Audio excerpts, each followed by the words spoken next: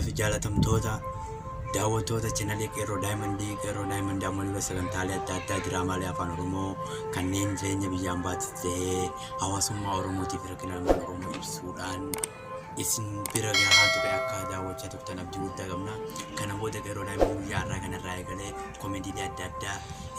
wantoota adda addaa afaan Oromoo aadaa Oromootiif seenaa Oromoo akkasumas aartii Oromoo guddisaa isin biraan gahuudhaaf sagantaa isaa xumuratee jira. Kanaaf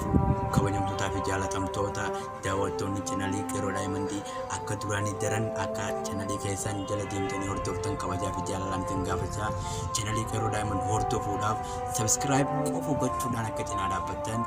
jaalalnaan deeggarraan like akkasumas share godhuudhaan